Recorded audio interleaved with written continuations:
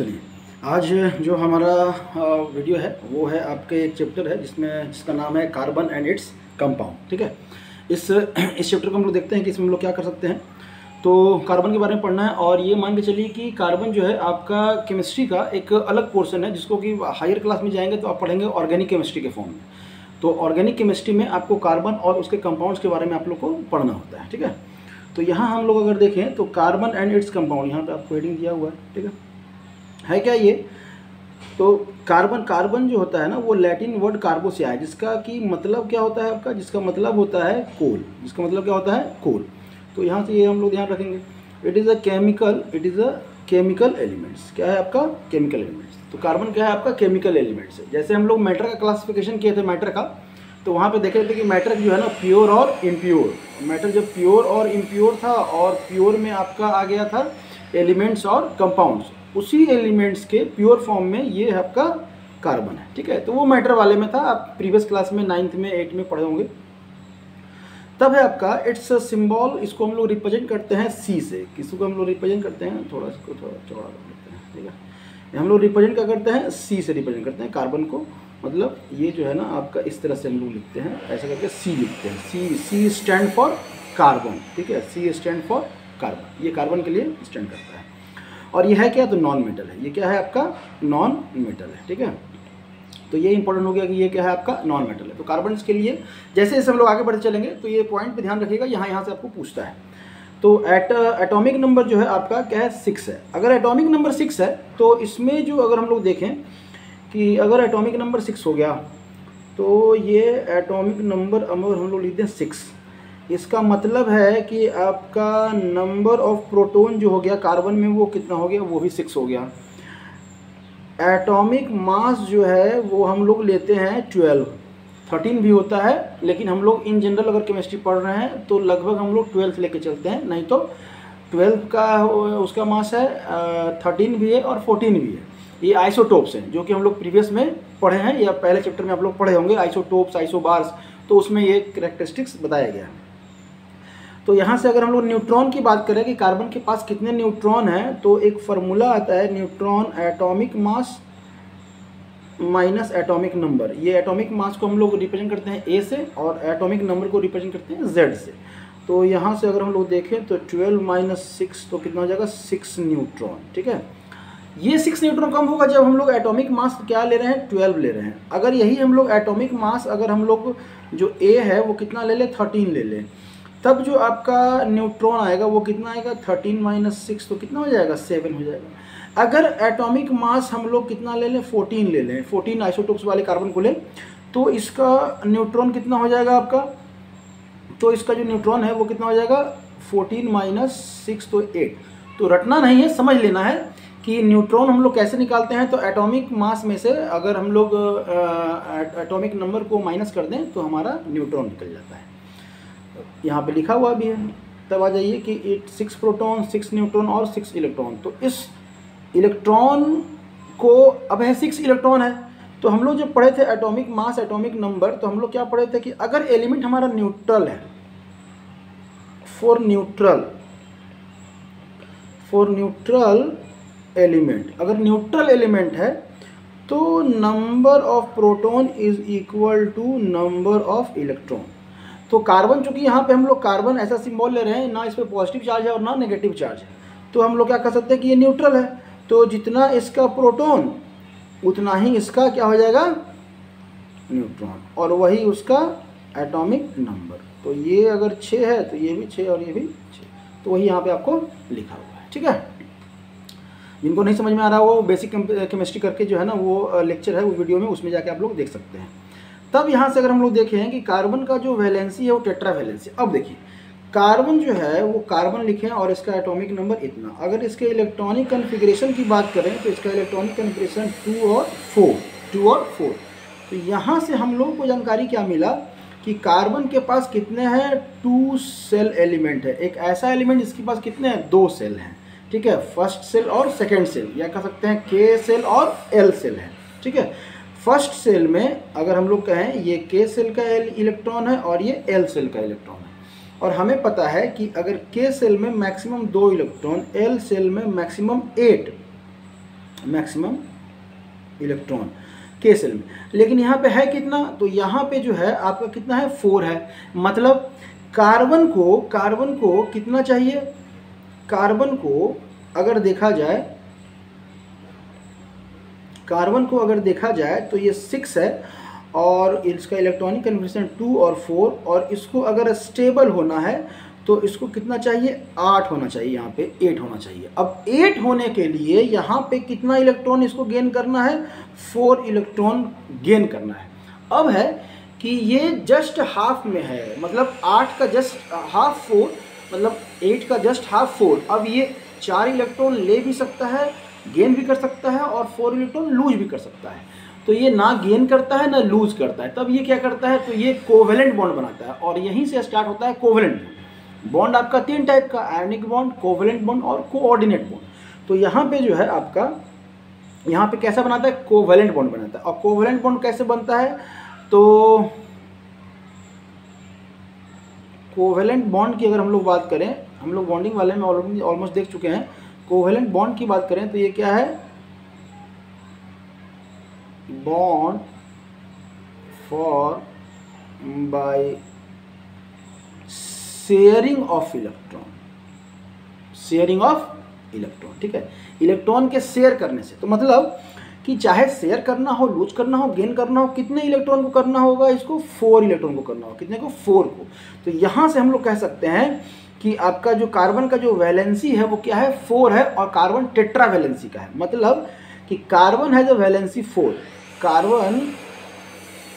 Carbon has a valency 4। इसका मतलब क्या हुआ कि so it is capable of bonding of 4 other atom of the carbon और atom of the same of monovalent element. समझिएगा, ये लिख दिए हैं, अगर नहीं समझ में आ रहा है तो वैलेंसी हो गया 4। इसका मतलब कि कार्बन जो है वो 4 इलेक्ट्रॉन लूज करेगा, गेन करेगा, या शेयरिंग करेगा तो 4 इलेक्ट्रॉन के साथ करेगा। अब कैसे करेगा ये ध्यान रखिएगा। अगर मान लेते हैं कोई एक एलिमेंट है, ये आपका मान लीजिए ये मोनोवैलेंट है। मोनोवैलेंट मतलब इसका वैलेंसी कितना है 1। तब है यहाँ पे बाईवैलेंट, ठीक है। तब यहाँ पे क्या करेंगे, बाईवैलेंट है, और इसका वैलेंसी कितना हो जाएगा, आपका वैलेंसी हो जाएगा बाईवैलेंट। तो वैलेंसी कितना हो जाएगा 2। तो अगर कार्बन के पास मोनोवैलेंट एलिमेंट्स आ रहे हैं तो इसके पास चूंकि 4 इलेक्ट्रॉन है, तो मोनोवैलेंट कितने आएंगे, 4 एटम आएंगे, 4 एटम आएंगे, ठीक है। मतलब अगर मोनोवैलेंट एलिमेंट्स है तो वो टोटल 4, मतलब 4 एलिमेंट्स जो है ना वो क्या करेंगे, आपके साथ यहाँ पे कंबाइन करेंगे, ठीक है। अगर बाईवैलेंट है, जैसे इसका एग्जांपल हो गया CH4, हाइड्रोजन है, मोनोवैलेंट है, एक ही उसका वैलेंसी है। तो मोनोवैलेंस जितने भी इलेक्ट्रॉन एलिमेंट्स रहेंगे वो 4, जैसे ये हो गया आपका CCl4, ठीक है, मतलब CCl4, CF4, तो जितने भी मोनोवैलेंट एलिमेंट्स हैं वो 4 एलिमेंट्स ऐड होंगे कार्बन के साथ। तब अगर हम लोग बात करें कि अगर बाईवैलेंट हो, तो बाईवैलेंट होगा तो यहाँ पे 2 एलिमेंट के साथ जो है ना, अब बाईवैलेंट का कोई सिंबल रख लीजिए Y, तो यहाँ पे ये Y, ये 2 इलेक्ट्रॉन इसका बाईवैलेंट ऐसे, तो ये ऐसे बनेगा। समझ में आ रहा है। इसका अगर एग्जांपल देखें तो यहाँ पे हम लोग CO2 कह सकते हैं, जैसे कार्बन और यहाँ पे डबल बॉन्ड O और यहाँ पे डबल बॉन्ड, इस तरह से आप बनाते भी हैं और देखते भी होंगे, ठीक है। CO2 हो गया आपका, और भी बहुत सारा जितने भी मोनोवैलेंट्स हैं उनके साथ ये क्या करेगा, 2, मतलब 2 एलिमेंट चाहिए। तो हमें ये लगा कि अगर मोनोवैलेंट है तो 4 एलिमेंट जुड़ेंगे, अगर बाईवैलेंट है तो 2 एलिमेंट जुड़ेंगे, अगर ट्राईवैलेंट है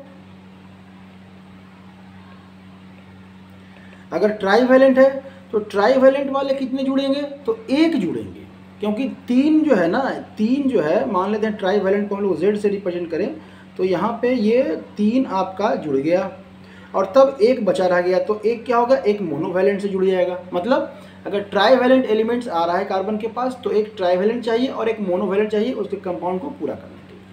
समझ में आ रहा है। तो ऐसे करके आप बना सकते हैं। इलेक्ट्रॉन डॉट स्ट्रक्चर बहुत आसान है, आप समझेंगे। यहाँ पे इलेक्ट्रॉन डॉट स्ट्रक्चर की अगर हम लोग बात करें तो इसी से हम लोग यहाँ पे बना लेते हैं कि इलेक्ट्रॉन डॉट स्ट्रक्चर कैसे बनता है, ठीक है। ज़्यादा नहीं है, हम लोग पढ़े भी होंगे अगर नहीं भी ध्यान होगा तो कोई दिक्कत नहीं। कार्बन है, इसके पास 4 हैं, तो यहाँ पे हम लोग इस तरह से दिखला दिए, और यहाँ पे हाइड्रोजन दिखला दीजिए। हाइड्रोजन क्या बनाता है? डुएट बनाता है। तो हाइड्रोजन जो है ना वो डुएट बना गया। देखिए इसका 2 इलेक्ट्रॉन पूरा हो गया, इसका 2 इलेक्ट्रॉन पूरा हो गया, इसका 2 इलेक्ट्रॉन पूरा हो गया, इसका 2 इलेक्ट्रॉन पूरा हो गया, और कार्बन का 4 पूरा हो गया। समझ में आ रहा है? अगर हम लोग बात करें CCl4 की बात करें, तो ये कार्बन और इलेक्ट्रॉन तो पहले हम दिखा ही देते हैं, एक इलेक्ट्रॉन कार्बन का और यहाँ पे क्लोरीन का, एक इलेक्ट्रॉन क्लोरीन का। तो क्लोरीन के पास एक ही इलेक्ट्रॉन नहीं होता है, और भी इलेक्ट्रॉन होता है, जिसको कि हम लोग इस तरह से दिखलाएंगे। ये बचे हुए इलेक्ट्रॉन हैं जिसको कि हम लोग लोन पेयर कहते हैं, और ये प्रीवियस वीडियो में आपको बताए हुए हैं कि लोन पेयर क्या होता है। बॉन्डिंग के बाद जो इलेक्ट्रॉन बच गया, बॉन्डिंग के बाद जो इलेक्ट्रॉन बच गया उसको हम लोग क्या कहते हैं? लोन पेयर कहते हैं। लोन का मान लेते हैं हमारे पास पैसे हैं तो हम उधारी कब देंगे? जब हमारे पास जितने हमारे खर्च हैं उसके बाद बच जाए तब ना देंगे। तो वही है कि जो बच गया उसको हम लोग यहाँ पे ये कर रहे हैं। ठीक है, तो अब देखिए अब क्या है कि यहाँ पे इसका अगर देखें तो इस क्लोरीन का भी ऑक्टेट पूरा हो गया, इस क्लोरीन का भी ऑक्टेट पूरा हो गया, और यहाँ पे इसका ही पूरा हो गया। तो अब कार्बन की बात करें तो कार्बन का कैसे पूरा होगा भाई? तो ये देख लीजिए यहाँ पे कार्बन का भी अगर आप काउंट करेंगे तो पूरा हो गया। और कंपाउंड देख लीजिए। अब है कि अभी हमने CO2 की बात कही थी, तो CO2 को अगर हम लोग देखें यहाँ पे, तो कार्बन ये 2 इलेक्ट्रॉन, बाईवेलेंट है ऑक्सीजन, तो यहाँ पे 2 इलेक्ट्रॉन ये भी देगा अपना, और इसके पास बच जाएंगे, कितने बचेंगे? तो बच जाएंगे 2 इलेक्ट्रॉन और बच जाएंगे। ठीक है, तब क्या है? तो इनका ऑक्सीजन का भी ऑक्टेट पूरा हो गया, ऑक्सीजन का भी ऑक्टेट पूरा हो गया। ये शेयरिंग कर रहे हैं इसलिए ये बॉक्स बन रहा है। अगर ट्रांसफ़र होता तो ये सीधा ट्रांसफ़र का एरो बनता, ये शेयरिंग है तभी ये इस तरह से बन रहा है। ठीक है, तो ये ध्यान रखिएगा। तब क्या है, यहाँ से कार्बन का भी ऑक्टेट पूरा हो गया। तो इस तरह से आप बारी बारी करके जो है ना बहुत सारे एलिमेंट्स के साथ आप देख सकते हैं। ठीक है, चलिए तब आता है कि कुछ अगर हम लोग प्रॉपर्टी की बात करें कि कार्बन का क्या क्या प्रॉपर्टी है, उसको अगर हम लोग देखें तो देख लें। Carbon have many non isotopes. Carbon के पास बहुत सारे आइसोटोप्स हैं, जिसमें कि हमने बताया C12, आपका C13 और आपका C14। यहाँ पे 6 और ये 6, मतलब तीनों के साथ 6 तो आइसोटोप्स का डेफिनेशन क्या है? आइसोटोप्स का डेफिनेशन ये है कि जिसका एटॉमिक नंबर सेम हो लेकिन मास नंबर डिफरेंट। तो यहाँ पे आप देख रहे हैं कि एटॉमिक नंबर क्या है आपका सेम, और मास नंबर क्या है आपका डिफरेंट। मास नंबर क्या है आपका डिफरेंट। ठीक है, चलिए तब है कि अगर हम लोग यहाँ से आगे बढ़ें तो लिखा है where only the number of neutron varies. तब क्या है, मतलब आइसोटोप्स, आइसोबार्स के बारे में हम लोग डिटेल में पहले प्रीवियस वीडियो में हम लोग पढ़ चुके हैं, तो वहाँ भी आप देख सकते हैं। यहाँ पे बस आपको बता दें कि आइसोटोप एक ऐसे स्पेसिस होती है जिनके न्यूट्रॉन में डिफरेंस होता है।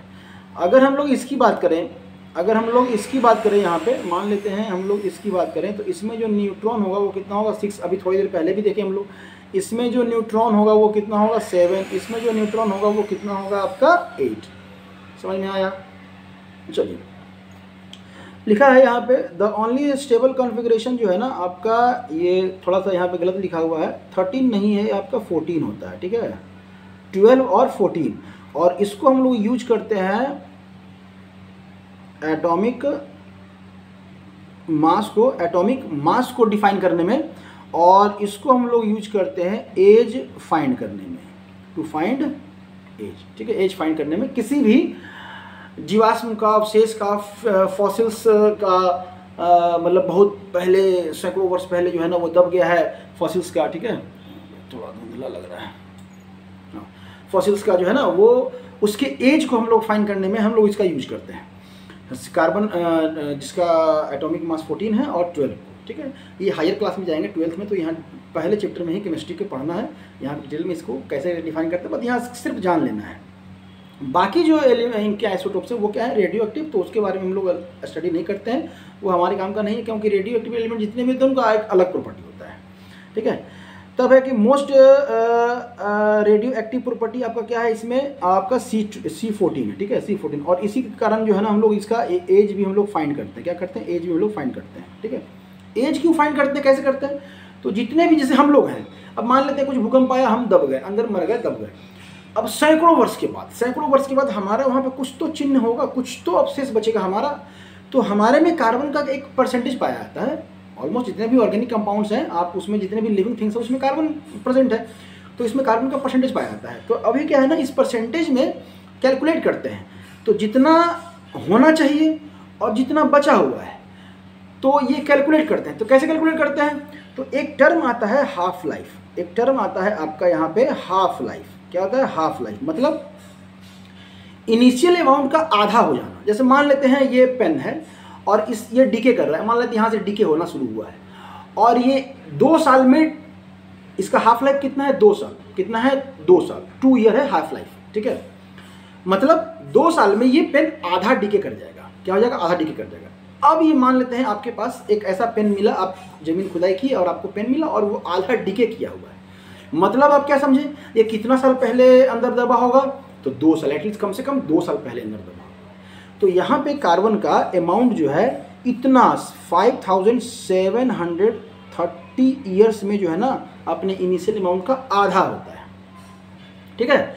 तो मतलब अगर बॉडी में पाया जाए, इसलिए हम लोग एज फाइंड करते नहीं, देखते हैं कि एक खुदाई में एक ऐसा करके सामान मिला जिसका जो कि बताया जा रहा है कि 3000 वर्ष पहले का है, तो वो कैसे होता है, तो वही रेडियो एक्टिव यहाँ पे आइसोटोप्स है, इसको यूज करते हैं कार्बन 14 को, और इसी से हम लोग क्या फाइंड करते हैं, एज फाइंड करते हैं, ठीक है। तब क्या है, एटॉमिक मास अगर हम लोग देखें, एटॉमिक अगर हम मास देखेंगे कार्बन का तो 12.011 ग्राम है। आप इसको 12 ले सकते हैं और लेते भी हैं। डेंसिटी कितना है याद रखने की जरूरत नहीं है, लेकिन दिया हुआ है तो आप याद कर सकते हैं। मेल्टिंग एंड बॉइलिंग टेम्परेचर आपको याद रखने की जरूरत नहीं है, यहाँ पे दिया हुआ है, कोई दिक्कत नहीं, आप देख सकते हैं। ऐसे नज़र से गुजर जाएगा तो ध्यान रहेगा ना। वैसे भी आप कार्बन का पढ़ेंगे, आगे जाएंगे तो पढ़ेंगे हम लोग डायमंड्स के बारे में, और क्या पढ़ेंगे, ग्रेफाइट के बारे में, जिनका मेल्टिंग पॉइंट बहुत ज़्यादा होता है। नॉन मेटल होते हुए भी वो टफेस्ट मेटल है तो करके, ठीक है। तब आइए एलोट्रॉप्स।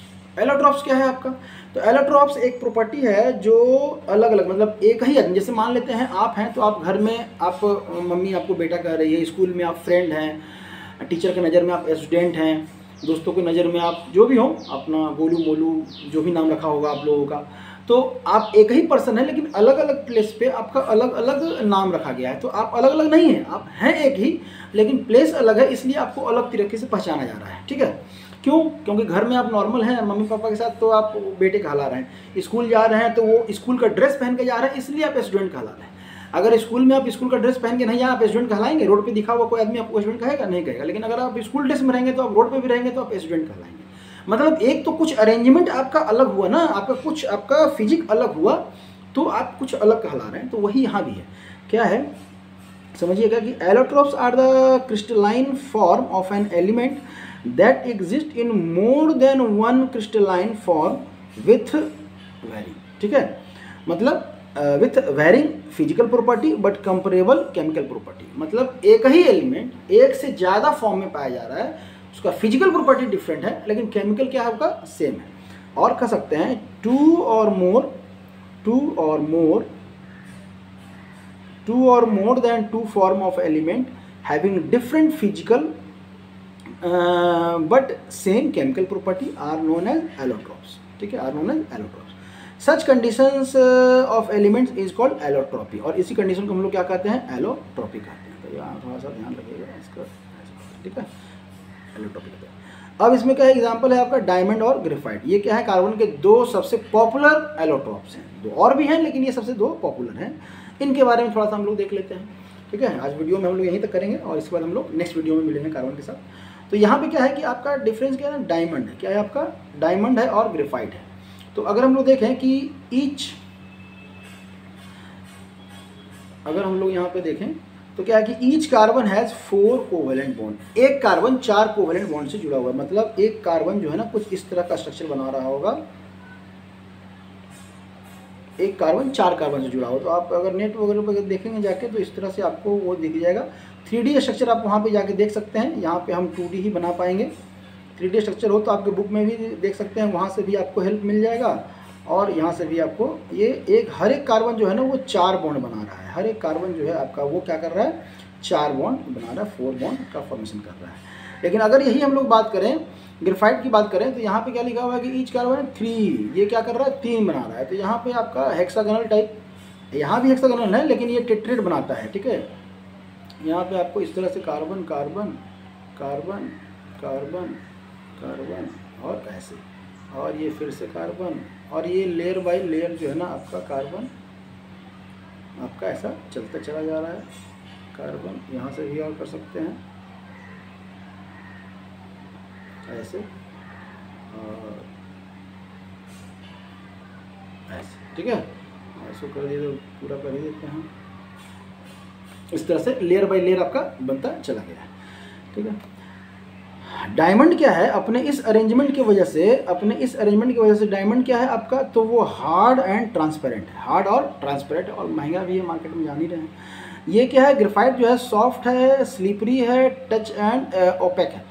ओपेक तो समझ ही रहे हैं आपका बॉडी जिससे ट्रांसपेरेंट हम लोग आर पार नहीं देख सकते हैं। स्लिपरी है इसलिए इसको हम लोग लुब्रिकेंट्स के रूप में यूज करते हैं। जो हाई रोटेटिंग मशीन्स है ना उनके पार्ट्स के बीच में लुब्रिकेशन का काम करते हैं, या कह सकते हैं जो ज़्यादा टेम्परेचर पे जो मशीन रोल कर रहा है, जहाँ पे हम लोग ग्रीसिंग नहीं कर सकते, क्योंकि ग्रीसिंग अगर करेंगे तो वो मेल्ट करके गर्मी से मेल्ट करके आगे हो जाएगा। अगर वैक्स यूज करेंगे तो वो तुरंत और पहले मेल्ट होकर वो पिघल जाएगा। तो वहाँ पे आपको लुब्रिकेशन अगर प्रोवाइड करना है तो हाई स्पीड रनिंग या हाई टेम्परेचर पे जो मशीन्स रन करते हैं उन पे क्या किया जाता है लुब्रिकेंट्स के रूप में। ये सॉलिड लुब्रिकेंट्स का एग्जांपल है ग्रेफाइट, जिसको कि हम लोग यूज करते हैं कार्बन के पार्टिकल्स को, ठीक है।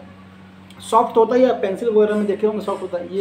ये दूसरा पेंसिल है, ये एप्पल का पेंसिल है, ठीक है। तभी क्या है, इट हैज़ प्लेनर, इसमें नहीं होता है, it has planar layer of hexagonal units, ठीक है। तब क्या है आपका यहाँ पे ये प्लेनर स्ट्रक्चर है हेक्सागोनल का, और ये क्या है, ये टेट्रेड बनाता है, टेट्राहेड्रल स्ट्रक्चर बनाता है, और 3D स्ट्रक्चर बनाता है। ये क्या बनाता है, 3D, और ये क्या है, प्लेनर। तो प्लेनर है तो ये आपको स्ट्रक्चर यहाँ पे आपको दिख रहा है, ये प्लेनर स्ट्रक्चर बना रहा है। और ये जब भी बनाया कॉम्प्लेक्स बनाया, इसका 3D हम लोग बना नहीं पाएंगे, क्योंकि हमारे पास ये बोर्ड है वो आपका क्या है 2D है, तो नहीं कर पाएंगे, इसलिए उस पर सोचना भी नहीं है। तब क्या है यहाँ पे आपका, इट कंडक्ट और heat and non conductor of heat and electricity. तो डायमंड जो है वो कंडक्टर नहीं है, और ग्रेफाइट जो है कनेक्टिविटी शो करता है, जैसा कि हम लोग लैब में, हम लोग स्कूल में प्रैक्टिकल ग्रुप में हम लोग यूज भी किए हैं, ठीक है। तो यहाँ तक हम लोग कार्बन के बारे में देखें। तब हम लोग आगे बढ़ेंगे नेक्स्ट वीडियो में, जहाँ पे हम लोग पढ़ेंगे कैटानेशन प्रॉपर्टी, ठीक है। तो नेक्स्ट वीडियो में हम लोग मिलते हैं। Thank you.